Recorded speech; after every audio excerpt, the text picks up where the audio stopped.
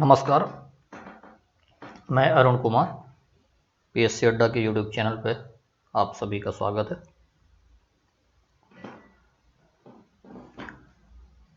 एक तो सबसे पहले आप लोगों को ये बताना है कि अभी तक हमने जितना आयोग पढ़ा है, जितने टॉपिक हमने किया है, उसमें कोई किसी को डाउट हो या आपके कोई सवाल हो तो आप हमें कमेंट सेक्शन में कमेंट करके बता सकते हैं,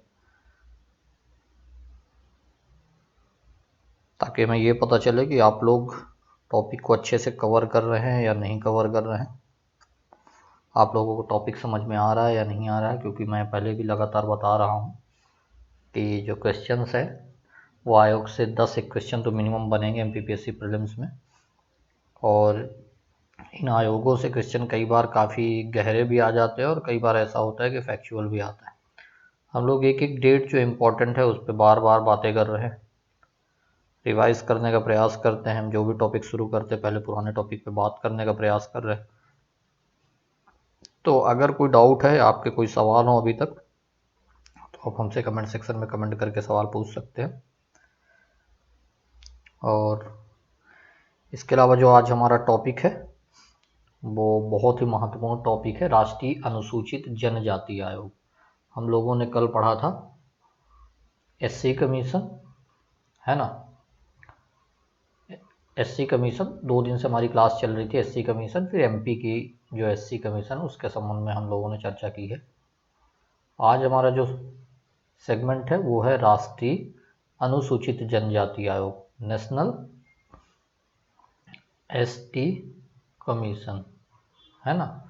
ये हमारा टॉपिक है। यहाँ से भी क्वेश्चन लगातार बन रहे हैं। पहले भी सिलेबस में जो नया सिलेबस आया उसके पहले जो पुराना सिलेबस था वहाँ भी ये एक्ट के रूप में शामिल था। तो ये लगातार पिछले 5, 6, 7 सालों से क्वेश्चन यहाँ से बहुत बनते हैं और ये आयोग का बड़ा फेवरेट रहता है SC STs। तो यहाँ से क्वेश्चन बनेंगे, इसको हम फिर बहुत अच्छे से आराम से और शानदार तरीके से इसको पढ़ेंगे, और पढ़ेंगे तभी जब आप लोग फटाफट चैनल से जुड़ जाइए और जो चैनल की लिंक है उसको ज़्यादा से ज़्यादा लोगों तक शेयर कीजिए, ताकि ज़्यादा से ज़्यादा लोग इस चैनल से जुड़ पाएँ, इस क्लास से जुड़ पाएँ। ये भी बेहद महत्वपूर्ण क्लास है आपकी, यहाँ से क्वेश्चन बहुत बनते हैं, मैं लगातार बात कर रहा हूँ। तो फटाफट चैनल से जुड़िए, और जो चैनल की लिंक है, जितने लोग जुड़ चुके हैं वो जो चैनल की लिंक है उसको पहले तो शेयर कर दीजिए, फिर उसके बाद हम थोड़ी बहुत इन्फॉर्मेशन देंगे आपको और उसके बाद हम इस टॉपिक को स्टार्ट करेंगे। फटाफट चैनल की लिंक को शेयर कीजिए, फटाफट कीजिए, उसके बाद हम शुरू करते हैं।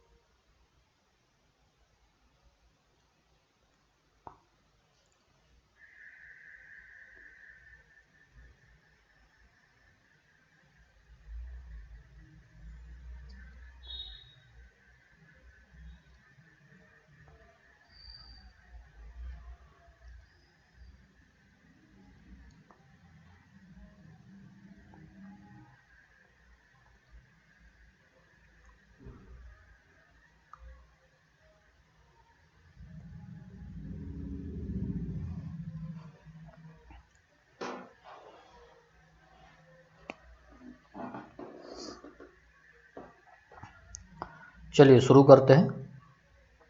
राष्ट्रीय अनुसूचित जनजाति आयोग, national commission for scheduled and tribes.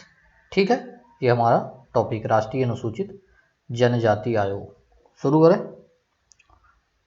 चलो सबसे पहले इसका हिस्ट्री देखेंगे, क्या इतिहास है इसका। जैसे हम लोगों ने देखा था किसके संबंध में, एससी कमीशन के संबंध में। अगस्त 1978, अब याद रखना है आपको एक एक डेवलपमेंट। अगस्त 1978 में क्या हुआ कि केंद्र सरकार द्वारा एक गैर संवैधानिक आयोग का गठन किया, परंतु यह कार्यालय तक सीमित था। जिस प्रकार से एससी कार्यालय था उसी प्रकार से ये भी एसटी कार्यालय था। क्लियर रहेगा कब? 1978 में। फिर डेवलपमेंट हो रहा है वही पुराना। 1987 में हो क्या रहा है, आयोग का जो नाम है राष्ट्रीय अनुसूचित जाति एवं जनजाति आयोग। पहले भी मैंने बताया था कि 87 में दोनों को इकट्ठा करके SC एंड ST कमीशन के रूप में बनाया गया। ठीक है, ये कब बनाया जा रहा है आपको याद रखना है, डेवलपमेंट याद रखना है 1987 में। याद रहेगा ये बात? चलो, आई होप कि याद रहेगा, क्योंकि मैंने पहले भी इसी प्रकार का डेवलपमेंट SC कमीशन में भी समझाया है कि अगस्त 1978 में वहाँ पे भी एक कार्यालय के रूप में स्थापित हुआ। फिर 87 में SC ST आयोग हो गया। फिर 90 में क्या डेवलपमेंट हो रहा है, यहाँ पे भी वही स्थिति है। 90 में क्या हो रहा है, 65वां संविधान संशोधन हुआ, ये मैंने पहले ही बता दिया है ना। 65वां संविधान संशोधन हुआ, इसके द्वारा आयोग को संवैधानिक दर्जा दे दिया गया, है ना। ये बात आपको बहुत अच्छे से याद रखनी है, क्योंकि जहाँ पे संवैधानिक दर्जा मिला है वहीं से क्वेश्चन बनने की संभावना रहेगी। तो 1990 आपको याद रखना है, और 65वां संविधान संशोधन याद रखना है, जब इसको एक कॉन्स्टिट्यूशनल बॉडी बना दी गई। कैसी बॉडी बनाई गई? Constitutional body. कब बनाई गई? 1990 में। किस संविधान संशोधन द्वारा? 65। चलो आगे क्या हो रहा, 19 फरवरी 2004, ये डेवलपमेंट फिर से आपको याद रखना है। 19 फरवरी 2004 में 89वां संविधान संशोधन हुआ 2003 में, है ना। मतलब 89वां संविधान संशोधन 2003 का था, और ये डेट है जब 19 फरवरी 2004 को क्या हो रहा है, राष्ट्रीय अनुसूचित जाति एवं राष्ट्रीय अनुसूचित जनजाति को अलग कर दिया गया। ठीक है, ये डेवलपमेंट आप लोगों को समझ में आ रहा है कि नहीं आ रहा? 1978 में गैर संवैधानिक आयोग, 87 में हो क्या रहा है कि SC ST आयोग बन गया, SC भी ST भी। 1990 में क्या हो रहा है कि 65वां संविधान संशोधन होता है, कॉन्स्टिट्यूशनल बॉडी इसको बना दिया गया। और 19 फरवरी 2004 को क्या हो रहा है कि 19 फरवरी 2004 को क्या हो रहा है, संवैधानिक संशोधन जो 89वां था 2003 के द्वारा दोनों को अलग कर दिया गया। तो अगर अलग करने की डेट पूछे तो आपको बहुत अच्छे से याद होनी चाहिए कि 19 फरवरी 2004 है जब ये दोनों अलग हो गए। यहाँ तक के डेवलपमेंट में किसी को कोई परेशानी या कोई डाउट या कोई सवाल? अगर कोई सवाल है, डाउट है, परेशानी है तो आप हमको कमेंट सेक्शन में कमेंट करके बताइए, और अगर चीज़ें समझ में आ गई हैं तब भी आप हमको बताएंगे। ठीक है, उसके बाद ही हम आगे बढ़ेंगे, ताकि हमें ये समझ में आए कि आप लोग टॉपिक को अच्छे से समझ रहे हैं या नहीं।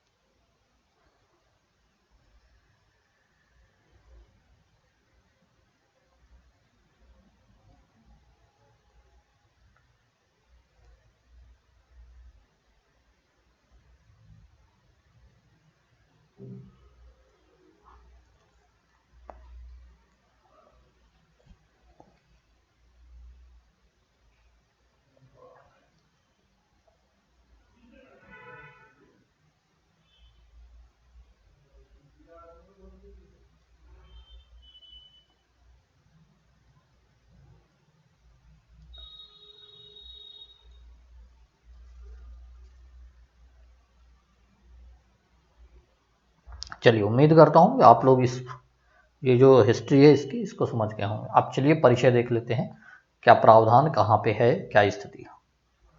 राष्ट्रीय अनुसूचित जनजाति आयोग ST कमीशन, गठन भाग 16, याद रखना है आपको, भाग 16। कितने भाग हैं आपको बताना है। चलो, भाग 16 में है। हम आपसे एक क्वेश्चन कर रहे हैं, आपको कमेंट सेक्शन में आंसर करना है कि भारत के संविधान में, है ना, भारत के संविधान में टोटल कितने भाग हैं? कितने भाग हैं ये आपको बताना है ना। कितने भाग हैं ये आपको बताना है कि भारत के संविधान में अभी वर्तमान में कितने भाग। ठीक है, तो ये भारत के संविधान के भाग 16 में है, याद रहेगी ये बात। तो भाग 16 में 338 के तहत किया गया है।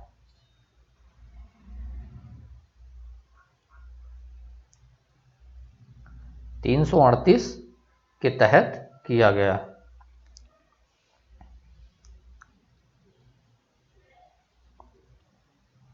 याद है? ठीक है, तो याद रहेगा भाग 16 अनुच्छेद 338 38।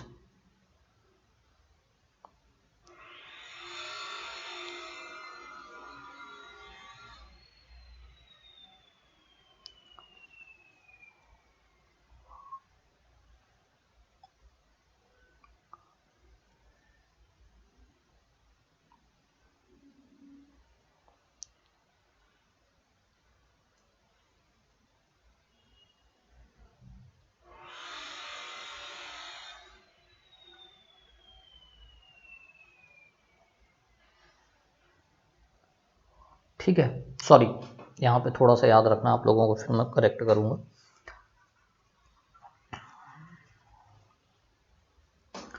भाग 16 याद रखना है, ये भाग 16 ही है। यहाँ पे भी एससी कमीशन था और आर्टिकल हमने देखा था वहाँ पे 338।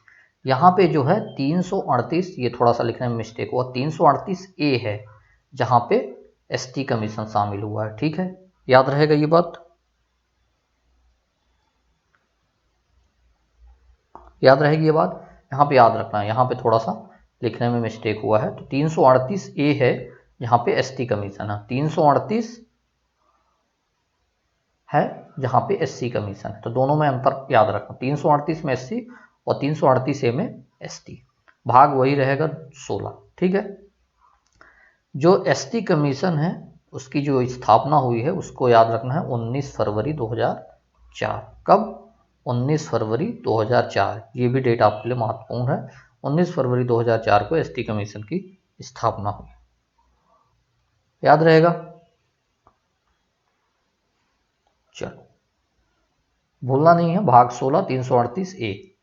और अगर एससी कमीशन पूछता है तो भाग 16 आर्टिकल 338 338, यहाँ पे 338 ए। मैंने बताया कि संविधान में, इसलिए ये संवैधानिक निकाय हुआ, इसमें कोई समझने वाली बात नहीं है, मैंने कई बार समझा दिया। आई होप कि आप ज़्यादातर लोगों को ये पता होगा। इसका जो मुख्यालय है वो नई दिल्ली में है। कहाँ है इसका मुख्यालय? नई दिल्ली में, याद रहेगा, हेडक्वार्टर नई दिल्ली में। संवैधानिक है, 16 है भाग और 338 ए के तहत इसकी स्थापना हुई। इसके 6 क्षेत्रीय कार्यालय। क्षेत्रीय कार्यालय केवल नंबर याद रखना हमको, कितने क्षेत्रीय कार्यालय, क्षेत्रीय कार्यालय नहीं याद रखने हैं कि कहाँ कहाँ पे, बस आपको ये याद रखना है कि 6 क्षेत्रीय कार्यालय है। ठीक है। छठी बात, जनजाति कल्याण मंत्रालय इसके लिए एक प्रकार का नोडल एजेंसी है। कौन सा मंत्रालय आपको याद रखना है? जनजाति कल्याण मंत्रालय। जो केंद्र सरकार की मिनिस्ट्री है जनजाति कल्याण मंत्रालय, वही एक इसकी नोडल एजेंसी है, देख रेख करने वाली एजेंसी। तो परिचय आप लोगों को समझ में आ गया, कोई ऐसी बात नहीं है जो बहुत कंफ्यूज करे। मैंने केवल इसमें एक नई चीज ये बताई है कि 338 ए के तहत इसका गठन हुआ 19 फरवरी 2004 को, इसकी स्थापना हुई। बाकी संवैधानिक ये भी है, दिल्ली में है, क्षेत्रीय कार्यालय 6 है और नोडल जो एजेंसी है वो जनजाति एवं कल्याण मंत्रालय है। क्लियर है ये बात? चलो, अब देख लेते हैं इसकी क्या है, इसकी संरचना, कैसा स्ट्रक्चर है इसका। परिचय में किसी को कोई दिक्कत तो नहीं है? परिचय में किसी को कोई समस्या तो नहीं है? अगर है तो आप कमेंट सेक्शन में कमेंट कीजिए, अगर नहीं है तब भी आप बताइए कि हाँ मुझे सारी बातें समझ में आ गई। स्ट्रक्चर देखते हैं हम, पहले बताइए आप कमेंट सेक्शन में कमेंट करके।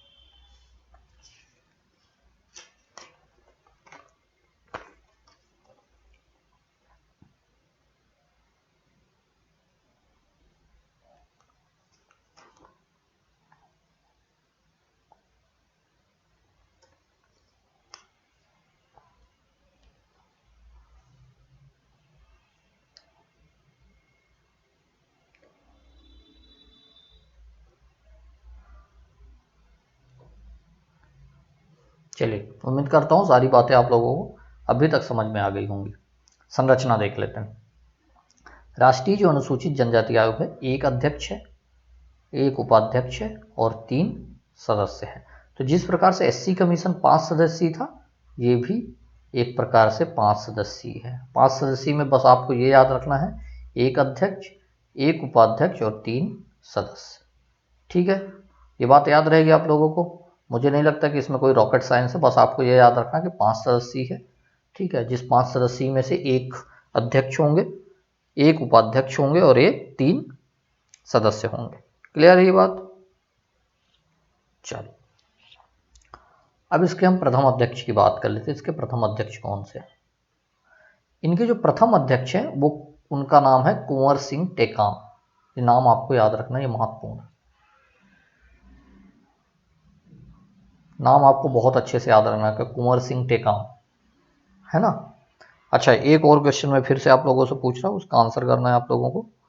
एससी कमीशन के पहले अध्यक्ष आपको बताना है। एससी कमीशन, हम पढ़ रहे हैं एसटी कमीशन। आपको पुरानी जो क्लास हमने परसों पढ़ाई थी, कल पढ़ाई थी, उसमें से बताना है आपको कि जो एससी कमीशन है, राष्ट्रीय अनुसूचित जाति कमीशन आयोग, उसका प्रथम अध्यक्ष कौन था। और यहाँ पे मैंने एसटी कमीशन में से आपको पहले ही बता दिया है कि जो कुंवर सिंह टेकाम जी थे वो पहले अध्यक्ष थे। ठीक है, ये बात क्लियर। चलो, इसके वर्तमान अध्यक्ष कौन है? हर्ष चौहान। हर्ष चौहान, ये भी इम्पोर्टेंट बात है, क्योंकि मैंने पहले भी बताया है कि किसी भी संस्था के जो प्रथम अध्यक्ष होते हैं वो बहुत महत्वपूर्ण होते हैं। इसके अलावा जो वर्तमान में होते हैं वो बहुत महत्वपूर्ण, वहाँ से क्वेश्चन बनने की संभावना होती है। इसके अलावा कुछ विशेष अगर कहीं पे कुछ हुआ होगा डेवलपमेंट, तो वहाँ पे क्वेश्चन बनने की संभावना रहती है। और ऐसी लिस्ट से तो क्वेश्चन लगातार एमपीपीएससी बना ही रहा है, तो आपको बहुत अवेयर रहना है, बहुत जागरूक रहना है कि कौन सी चीज़ें पढ़ ले और कौन सी चीज़ें हम छोड़ दें। आपको पहले अध्यक्ष कुंवर सिंह टेकाम जी का नाम याद रखना है, और हर्ष चौहान जो वर्तमान में एसटी कमीशन के अध्यक्ष हैं उनको याद रखना है। ठीक है। हाँ, एक बात और ये है कि वर्तमान जो अभी कंडीशन है, आप उसमें क्या है, जो एक उपाध्यक्ष मैंने बताया था उसमें अभी पद रिक्त है, कोई भी उपाध्यक्ष नहीं है। मतलब अभी ये वर्तमान में 4 सदस्यीय के रूप में ही काम कर रहा है। ठीक है, ये बात ठीक बात है, ये यहाँ तक समझ में आई। चलो, दूसरी बात देखते हैं। अध्यक्ष जो है अनुसूचित जनजाति के सदस्य, राजनीतिक एवं सामाजिक कार्यकर्ता होना चाहिए।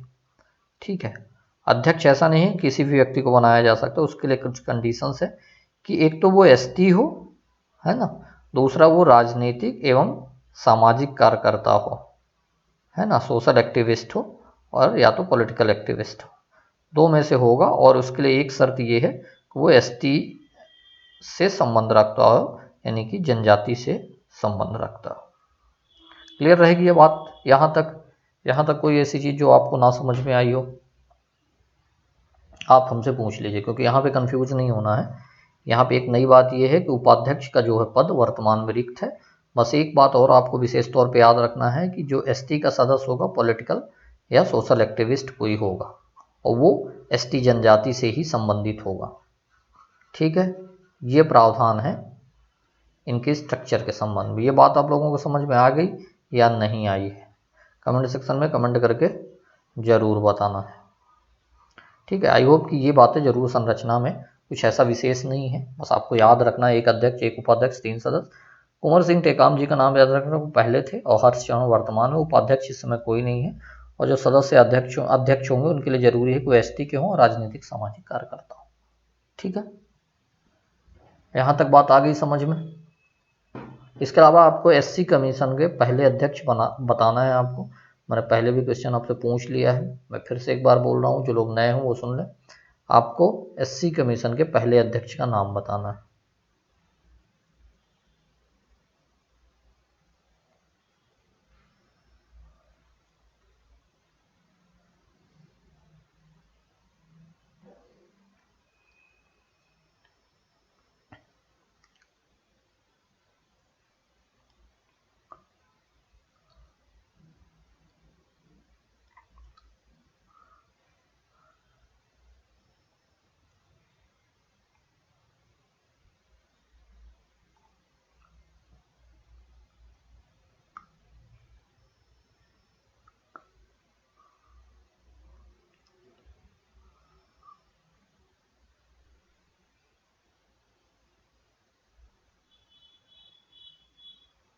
ठीक है, चलो आगे देखें।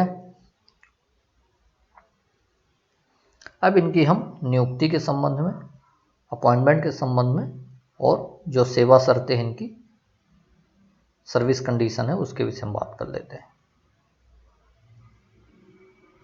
ठीक है, नियुक्ति के संबंध में देखते हैं कि राष्ट्रीय अनुसूचित जनजाति आयोग के जो अध्यक्ष हैं और जो सदस्य हैं, कौन कौन, एक अध्यक्ष और दूसरे सदस्य, इनकी जो नियुक्ति है वो राष्ट्रपति द्वारा की जाएगी। किनके द्वारा, राष्ट्रपति द्वारा। आपको बहुत अच्छे से याद रखना, चाहे वो अध्यक्ष हो या सदस्य हो, दोनों की स्थिति में जो नियुक्ति है वो राष्ट्रपति करेंगे, क्योंकि कन्फ्यूजन क्रिएट करने के लिए आपसे पूछ लिया जाएगा कि अध्यक्ष की ही नियुक्ति कौन करता है ना, या ऐसे सवाल पूछ लिया जाएगा कि अध्यक्ष एवं सदस्यों की नियुक्ति अलग अलग होती है नहीं होती, तो कुछ भी आपसे सवाल बन जाएगा, पूछ लिया जाएगा। तो बस आपको ये याद रखना है कि जो एसटी कमीशन है यहाँ पे भी अध्यक्ष एवं सदस्यों की जो नियुक्ति है वो राष्ट्रपति महोदय ही करते हैं, दोनों की। ठीक है, चलो आई होप ये बात आपको याद रहेगी। इसके अलावा देख लेते हैं इसके अध्यक्ष एवं सदस्य का जो वेतन भत्ता है, वेतन भत्ता दोनों का ध्यान रखना है। सदस्य भी लिखा हुआ है, बार बार मैं एक एक शब्द को फोकस कर रहा हूँ, ठीक है, अंडरलाइन कर रहा हूँ इसलिए ताकि आपको पता रहे। अध्यक्ष एवं सदस्य, इनका जो वेतन भत्ता है उसका निर्धारण भी राष्ट्रपति द्वारा किया जाता है। ठीक है, क्लियर है यहाँ तक बात।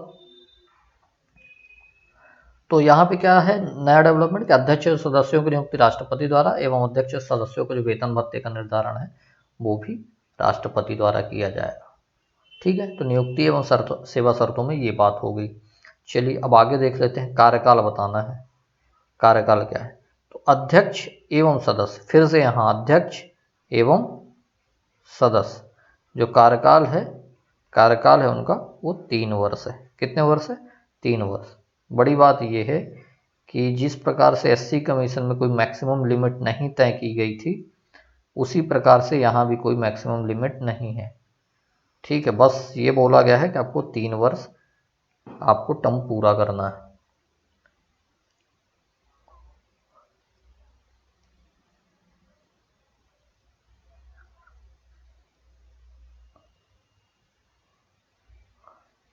याद रहेगा, 3 वर्ष याद रहेगा आप लोगों को, याद रखना है आपको। अध्यक्ष और सदस्य का जो टर्म है वो 3 वर्ष है। ठीक है, चलो आगे बात देख लेते हैं। अध्यक्ष व सदस्य को अधिकतम मैक्सिमम जो है वो 2 बार नियुक्त किया जा सकता है। मतलब कोई व्यक्ति अगर एक बार अध्यक्ष बना है तो उसको दूसरी बार भी अध्यक्ष बनाया जा सकता है, सदस्य बना है तब भी उसे दूसरी बार सदस्य बनाया जा सकता है। तो कुल मिला के ऐसा है, सिंपल सी बात यह है, कोई एक व्यक्ति है वो उसको किसी भी पद पे 2 बार नियुक्त किया जा सकता है। ठीक है ये बात।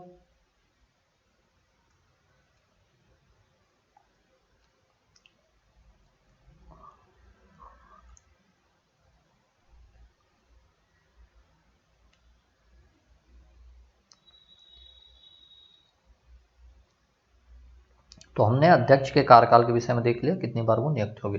यहां तक कोई परेशानी या कोई डाउट, कोई भी परेशानी या कोई भी ऐसा डाउट हो तो आप हमसे कमेंट सेक्शन में कमेंट करके पूछ लीजिए, फिर हम थोड़ा सा आगे बढ़ते हैं अगले 30 सेकंड के बाद। आपको बताना ज़रूर है, मैं लगातार आप लोगों से पूछता रहता हूँ कि अगर कोई परेशानी हो या कोई आपके सवाल हो या कोई डाउट हो, आप हमसे बीच बीच में पूछ लीजिए।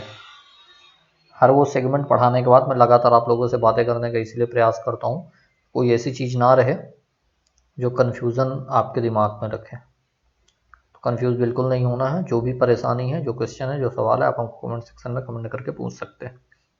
उसके बाद हम आगे बढ़ते हैं।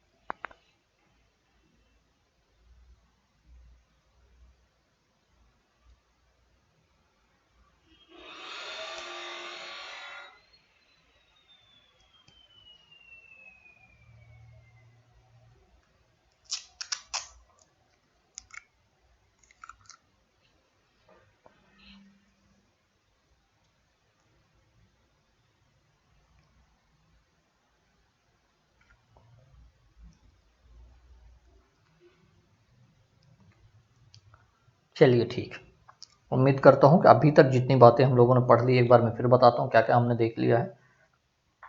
हमने पृष्ठभूमि की बात कर ली, जो पूरा का पूरा हिस्ट्री है। परिचय के संबंध में हमने बात कर ली, कहाँ पे कैसा प्रावधान है, कभी स्थापना हुई, कौन सी नोडल एजेंसी।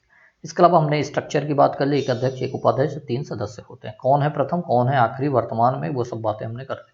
नियुक्ति एवं सेवा शर्तें राष्ट्रपति तय करते हैं, अध्यक्षों चाहे सदस्यों, वेतन भत्तों का निर्धारण भी राष्ट्रपति द्वारा किया जाए। इसके अलावा हमने टर्म देख लिया, 3 वर्ष होता है, अधिकतम 2 बार नियुक्त होंगे। अब इनकी स्थिति एक और देख लेते हैं कि इनको कैसे, इनके त्याग पत्र की क्या कंडीशंस है, प्रावधान किए गए हैं संविधान में। इसके अलावा जो हटाने की प्रोसेस है, रिमूवल प्रोसेस है जो, उसके संबंध में क्या बात की गई है ना। तो रिमूवल का क्या प्रोसेस है उसके संबंध में देखेंगे, और जो त्यागपत्र है, रेजिग्नेशन है, उसके संबंध में देखेंगे, है ना, कि ये रेजिग्नेशन इनका क्या है। पहली बात, जो अध्यक्ष हैं एवं अन्य जो भी सदस्य हैं, ध्यान रखना, अध्यक्ष एवं अन्य सदस्य राष्ट्रपति को लिखित हस्ताक्षर द्वारा अपना त्याग पत्र दे सकते हैं। मतलब कुल मिला के अध्यक्ष हो या सदस्य अपना जो त्याग पत्र देंगे वो राष्ट्रपति को देके, और वो भी लिखित। व्हाट्सएप में आप कुछ भी नहीं कर सकते हो, वर्चुअल दुनिया का इस्तेमाल नहीं करोगे। आज भी आपको पता है कि जो सरकारी जो ऑफिसेस हैं वहाँ पे आपको सारा कुछ लिखित में ही, कागज में ही काम करना पड़ता है ना। तो राष्ट्रपति को भी लिखित हस्ताक्षर में आप त्यागपत्र दे सकते हैं। ठीक है, ये बात क्लियर रहेगी। किसे देंगे, यही सवाल आपसे पूछा जा सकता है। कई बार ऐसा हो जाता है कि संसद को लिख देंगे, है ना, उपराष्ट्रपति को लिख देंगे, है ना, या हो सकता है उपाध्यक्ष को लिख दें, प्रेसिडेंट को लिख दें। तो आपको याद रखना है कि जो त्यागपत्र होगा वो राष्ट्रपति महोदय को देंगे, चाहे वो अध्यक्ष हो या सदस्य। राष्ट्रपति अध्यक्ष व सदस्य को किन किन आधारों पर हटा सकती है, आधार हमको पढ़ना है। ठीक है, चाहे वो अध्यक्ष हो या सदस्य, दोनों की स्थिति में राष्ट्रपति किस प्रकार से हटाएंगे उसको, क्या आधार होगा, उसकी हम बात करेंगे। सबसे पहले, सुप्रीम कोर्ट की जांच के बाद अगर कदाचार साबित हो जाए, ध्यान रखना यहाँ पे सुप्रीम कोर्ट लिखा है, सुप्रीम कोर्ट की जांच के बाद, और कदाचार साबित हो जाए या असमर्थता के आधार पर उसे हटा सकते हैं। एक तो ये आधार है कि कदाचार साबित हो, असमर्थता हो, और सुप्रीम कोर्ट जांच करे, वो सिद्ध हो जाए कि भाई कदाचार इनका अच्छा नहीं है, उस स्थिति में हटा देंगे। इसके अलावा राष्ट्रपति को हटाने की क्या पावर है, को मानसिक रूप से अस्वस्थ हो जाए। मानसिक रूप से अस्वस्थ होने का मतलब ये है कि वो दिमागी तौर पर ठीक नहीं हो और अपना जो कार्य है वो सही तरीके से करने में सक्षम ना हो, है ना, दिमागी तौर पर सही तरीके से कार्य करने में सक्षम ना हो, उस स्थिति को हम बोलेंगे कि मानसिक तौर पर अस्वस्थ है। उस स्थिति में भी राष्ट्रपति उन्हें हटा सकते हैं। ठीक है, यदि अपने कर्तव्यों का पालन ना कर रहा हो, कर्तव्यों का पालन वही है कि रिपोर्ट बना के देना है हमें 1 साल में अपने आयोग की, और हम वो काम नहीं कर रहे हों।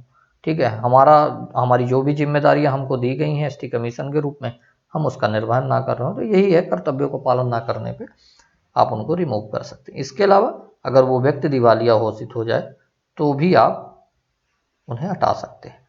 तो एक तो ये है कि लिखित त्यागपत्र द्वारा वो खुद से हटेंगे, और हटाने के जो आधार है, एक तो साबित कदाचार साबित हो सुप्रीम कोर्ट की जांच पर। इसके अलावा मानसिक रूप से कर्तव्यों के पालन में और दिवालिया घोषित होने पे आप उन्हें हटा सकते हैं। ठीक है, तो ये हटाने और त्यागपत्र की बात आ रही है आप लोगों को समझ में, या कहीं यहाँ पे भी कोई डाउट या सॉरी आपके सवाल है?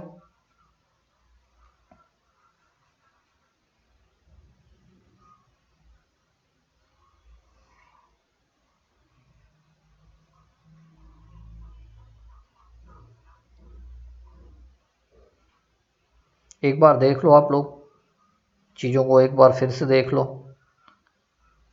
ना हो तो स्क्रीनशॉट ले लो ताकि बार बार देखने में समझ में आए, है ना। ठीक है, और अगर अभी भी आपके कोई सवाल हैं इस टॉपिक से रिलेटेड या पहले भी कोई हो, तो आप हमको कमेंट सेक्शन में कमेंट करके बता दीजिए, फिर हम आगे बढ़ते हैं।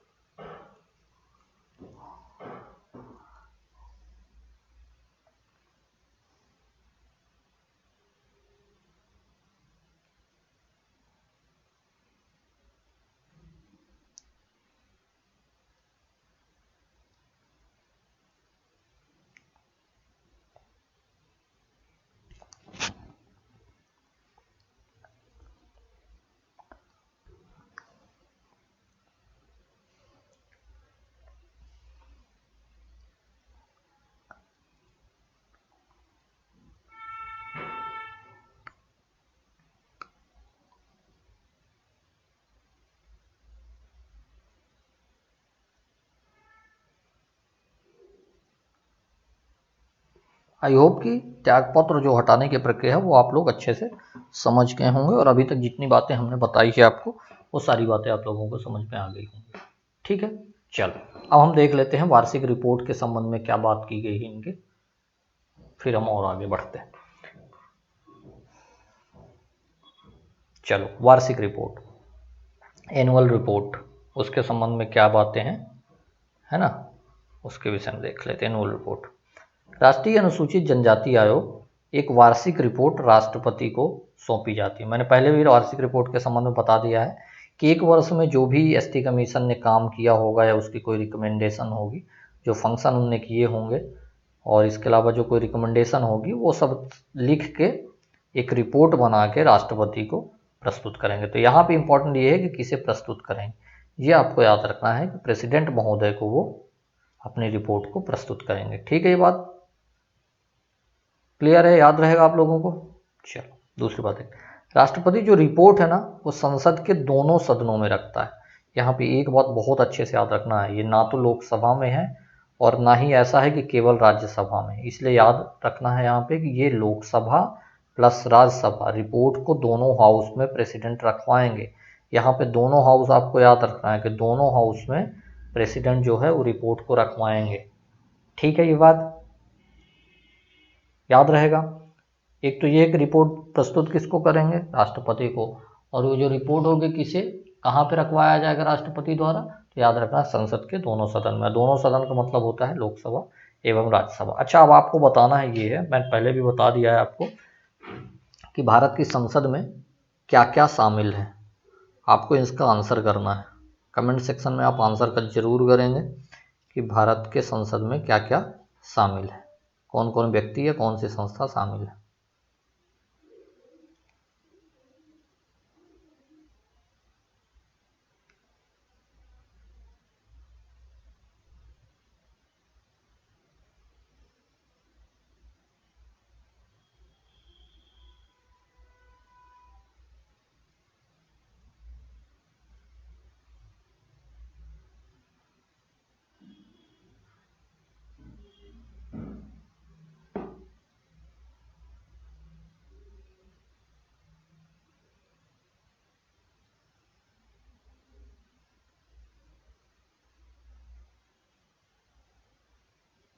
ठीक है, चलो आप आंसर कीजिए, हम देखते रहेंगे कि कौन कौन से हैं स्टूडेंट जो सही आंसर करें। रिपोर्ट की जो सलाह है मानने के लिए संसद बाध्य नहीं है। ठीक है, मैंने पहले बताया कि संसद के दोनों सदन में रखेंगे, और रिपोर्ट रखेंगे तो कुछ रिकमेंडेशन भी हो सकते हैं, कुछ एडवाइजरी भी रखी जाए, एडवाइस दी जाए, तो संसद उसको माने या ना माने संसद के ऊपर है, वो मानने के लिए कोई बाध्य नहीं है। सलाह ना मानने का जो कारण है संसद को बताना अनिवार्य है। ये बात जरूर है कि किसी बात को लेकर अगर एडवाइस की गई है तो उसको क्यों नहीं मान रहे हैं ये बताना जरूरी है, लेकिन नहीं मान रहे हैं ये आपके ऊपर है ना। मतलब अगर कोई रिकमेंडेशन है आप चाहें तो उसे एक्सेप्ट ना करें, लेकिन एक्सेप्ट ना करने का कारण बताना होगा, नो करने का आपको रीज़न देना होगा। ठीक है बात यहाँ तक। चलो, तो वार्षिक रिपोर्ट किसे, राष्ट्रपति को। कहाँ रखवाएंगे राष्ट्रपति महोदय, संसद के दोनों सदन में। रिपोर्ट मानने के लिए सरकार बाध्य है या नहीं, संसद बाध्य है या नहीं, तो आपको टिक करना है संसद बाध्य नहीं है।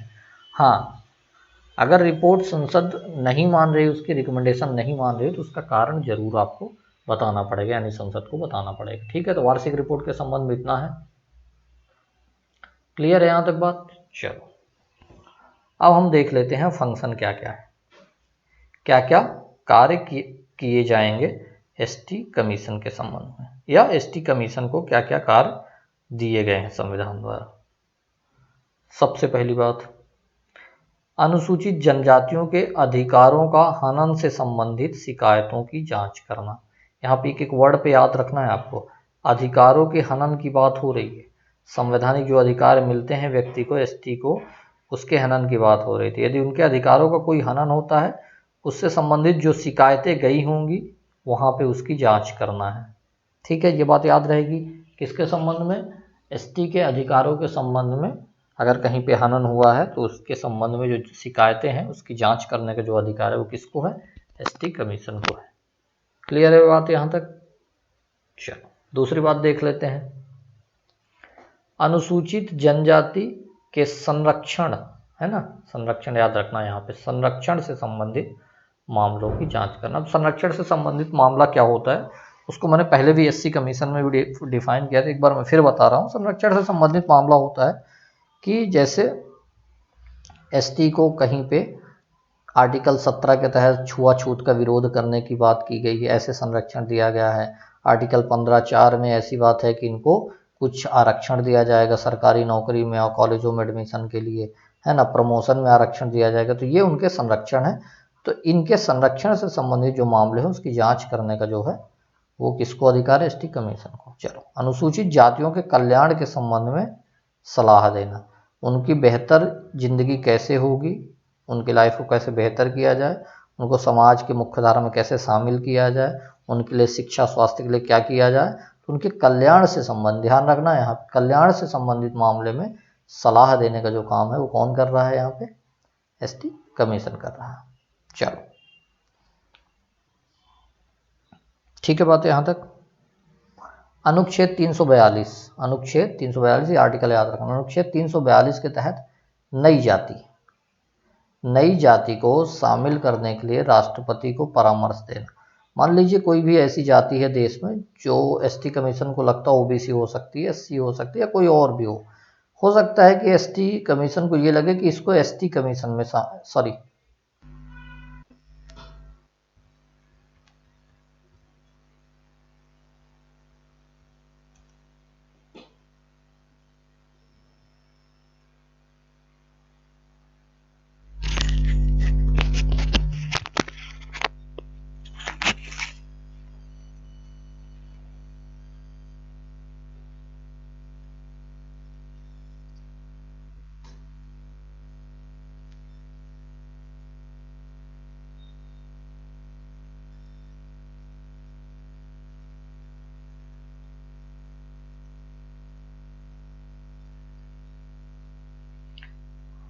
माफ़ कीजिएगा, थोड़ा सा टेक्निकल एरर आ गया था, उसकी वजह से 2-1 मिनट के लिए जो वीडियो था वो स्क्रीन जो है वो हट गई थी। अब फिर से है, ठीक है। तो कहाँ तक देख लिया था हमने?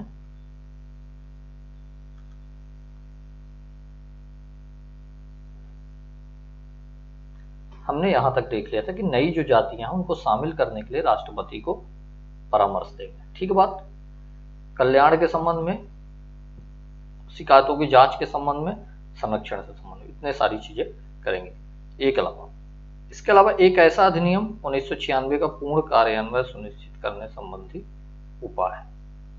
ठीक है, तो इस अधिनियम को पूर्ण कार्यान्वित हो इसके संबंध में जो उपाय हैं वो काम करेंगे। इसके अलावा राष्ट्रपति द्वारा दिए गए कोई अन्य कार्य, यदि आपको राष्ट्रपति महोदय को लगता है कि कोई और कार्य है जो संविधान में उल्लेखित नहीं है, तो कोई नए कार्य हैं, तो वो नए कार्य कौन सौंपेगा? राष्ट्रपति महोदय। किसे? एसटी कमीशन को। और जो कार्य सौंपे जाएंगे एसटी कमीशन को वो सारे कार्य करेंगे। तो यहाँ तक कार्य से संबंधित सारी चीजें आप लोगों को आई होप समझ में आ गई होगी। एक तो अधिकारों के हनन से संबंधित मामले की जांच करना, संरक्षण से संबंधित मामलों की जांच करना, जनजातियों के कल्याण के संबंध में सलाह देना, नई जातियों को शामिल करना, पूर्ण कार्यान्वयन हो 96 का अधिनियम, और राष्ट्रपति जो अन्य कार्य देते उसे संपन्न करना। इतने सारी जो चीजें हैं वो एसटी कमीशन के फंक्शन है। अब कुछ पावर्स देख लेते हैं, क्या इनके पास पावर्स है। ठीक है, चलो।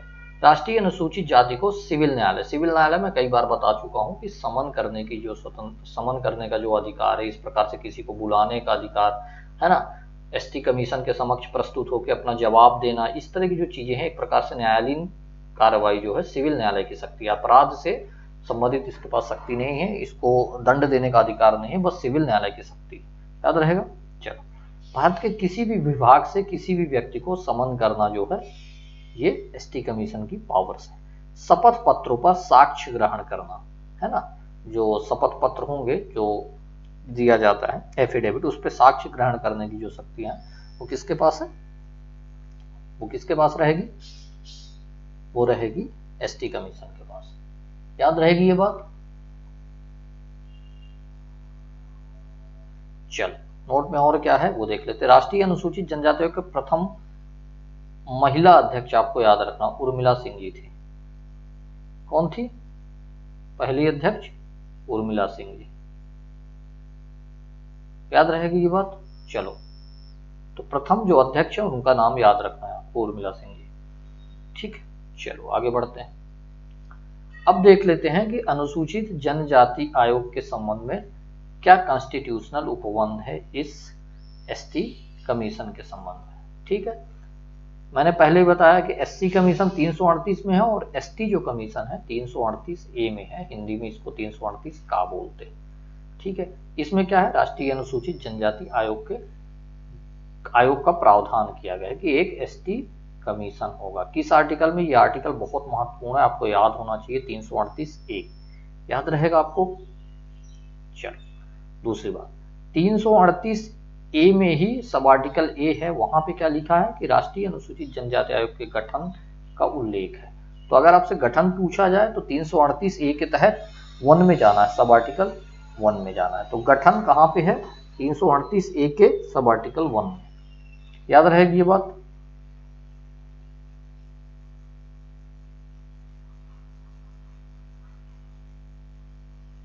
ठीक है, 2 आर्टिकल हमने देख लिया है। चलो, तीसरी बात देख लेते हैं। जो अनुच्छेद 338 का के तहत 2 सब आर्टिकल है, उसमें स्ट्रक्चर की बात की गई। स्ट्रक्चर में कौन? 1 अध्यक्ष, 1 उपाध्यक्ष, 3 सदस्य। ठीक है, तो आयोग की संरचना का कहाँ उल्लेख है? 338 का के तहत 2 में, है ना। अब और क्या बातें हैं? अनुच्छेद 338 का में ही, क्योंकि अब स्वाभाविक सी बात है, 338 ए ही ये आर्टिकल है जहां पे 338 ए आर्टिकल है जहां पे एसटी कमीशन की बात की गई। तो अन्य चीजें ए 1, 2, 3, 4 इस फॉर्म में आएंगे। तो 1 में क्या है? 1 में क्या है? गठन। 338 ए में क्या है कि आयोग होगा। 338 ए के तहत 2 में क्या है? संरचना। अब आगे देख लेते, 338 ए 3 के तहत क्या है? अध्यक्ष एवं सदस्य की नियुक्ति। नियुक्ति कौन करेगा? राष्ट्रपति। ठीक है, ये बात क्लियर? चलो, अनुच्छेद 338 का 8 के तहत अब जो चीजें हैं 4, 5, 6, 7 वो इतनी इंपॉर्टेंट नहीं। 338 8 में याद रखना है कि सिविल न्यायालय की शक्ति इनको प्राप्त है। ये बात याद रहेगी आप लोगों को, बहुत अच्छे से याद रखना है आपको। 338 का के तहत उनका प्रावधान है। 1 में क्या आ जाएगा? गठन। 2 में क्या आ जाएगा? संरचना या स्ट्रक्चर। 3 में क्या आ जाएगा? नियुक्ति। और 8 में आपको याद रखना है सिविल न्यायालय की शक्ति। तो इतनी बातें जो हैं वो संवैधानिक आयोग के संबंध में, संवैधानिक उपबंध एसटी कमीशन के संबंध में किए गए हैं। ठीक है, चलो कुछ अन्य तथ्य देख लेते हैं, उसके बाद ये टॉपिक खत्म होता है। पहली बात तो यह है कि अनुसूचित जनजातियों के संबंध में जो न्यूनतम मजदूरी अधिनियम है वो है 1948 का। याद रखना है, ये न्यूनतम मजदूरी अधिनियम 1948, न्यूनतम मजदूरी अधिनियम 1948 याद रहेगा। अनुसूचित जनजातियों एवं वन निवासी अधिनियम 2006, वन निवासी अधिनियम 2006, इसके तहत उनको कुछ वनों के अधिकार दिए गए हैं। वनों के अधिकार से संबंधित है, जैसे लकड़ी काटना, है ना, इस तरह की चीजें, फर्नीचर वगैरह अगर वो बना सकते हो वो बना लेना, चराई करना पशु की, इस तरह की चीजें। तो वन अधिकार जो अधिनियम है जिसको हम अनुसूचित जनजाति वन निवासी अधिनियम कहते हैं, वो आपको याद रखना 2006। ये लगातार चर्चा में पिछले 1-2 सालों से काफी चर्चा में है, हो सकता है यहाँ से क्वेश्चन बन जाए, वन निवासी अधिनियम 2006 से। ठीक है, तो ये रहा आज का टॉपिक जो बेहद महत्वपूर्ण रहेगा। आई होप कि सारी बातें आप लोगों को इस टॉपिक में समझ में आ गई होंगी। जिस प्रकार से एससी कमीशन है उसी प्रकार से ये एसटी कमीशन। अब आपके लिए थोड़ी सी इंफॉर्मेशन है, उसके बाद हम टॉपिक को एंड करेंगे। हम लोगों ने पीएससी अड्डा ने मुख्य परीक्षा 2021, जिसका रिजल्ट 1 महीने पहले आ चुका है, लगभग 20 दिन पहले, उसके लिए ऑनलाइन टेस्ट सीरीज हम लोगों ने प्रारंभ की। बहुत ही शानदार टेस्ट सीरीज है। अब यहाँ पे 75% जो डिस्काउंट वो लगभग एंड होने चला, तो मैं फिर से एक बार बता रहा हूँ, अभी भी आप डिस्काउंट का फायदा उठा लीजिए। 2499 में आप परचेस कर सकते हैं, जिसकी ओरिजिनल जो फीस थी वो 10,000 थी। अब परचेस करने का तरीका ये है कि पीएससी अड्डा एप्लीकेशन को डाउनलोड कीजिए, वहाँ पे टेस्ट सीरीज वाले सेक्शन पे जाइए, वहाँ से एमपीपीएससी मुख्य परीक्षा 2021 के लिए परचेस कर सकते हैं टेस्ट सीरीज। इसके अलावा 9617745037 पे भी कॉन्टैक्ट करके आप टेस्ट सीरीज को परचेस कर सकते हैं। इस टेस्ट सीरीज की खासियत यह है कि 23 टेस्ट हम लोग ऑर्गेनाइज कर रहे हैं, 11 सब्जेक्ट वाइज है, 12 एफएलटी टेस्ट है, और जो पूरे टेस्ट हैं वो हिंदी माध्यम में उपलब्ध हैं। और मॉडल आंसर हम आप लोगों को देंगे। मूल्यांकन जो होगा आपका विशेषज्ञ टीम करेगी। सीरीज लाइव है, आप कभी भी टेस्ट दे सकते हैं। अधिक जानकारी के लिए मैंने बताई 9617745037 पर कॉन्टैक्ट कर लीजिए। इसके अलावा आप अड्डा एप्लीकेशन को डाउनलोड कर लीजिए, पीएससी अड्डा एप्लीकेशन को, और वहाँ से परचेस कर लीजिए। ठीक है, तो ये तो रही इन्फॉर्मेशन की बात। क्लास आप लोगों को कैसी लगी है? ठीक है, आपको अच्छे से अगर समझ में आई है क्लास को आप लोगों ने एंजॉय किया है तो वीडियो को लाइक कीजिए, वीडियो को ज़्यादा से ज़्यादा लोगों तक शेयर कीजिए। और आपको क्लास कैसी लगी है, क्या आपके सुझाव हैं, क्या आपकी परेशानियां हैं, कोई भी अन्य चीज़ों पे लेके आप कमेंट सेक्शन पे कमेंट जरूर करिए। ठीक है, अगर अभी तक आप लोगों ने चैनल को सब्सक्राइब नहीं किया है तो चैनल को सब्सक्राइब कीजिए, बेल आइकॉन को प्रेस कीजिए ताकि क्लास संबंधी जो नोटिफिकेशन है आपको मिलता रहे। Thank you.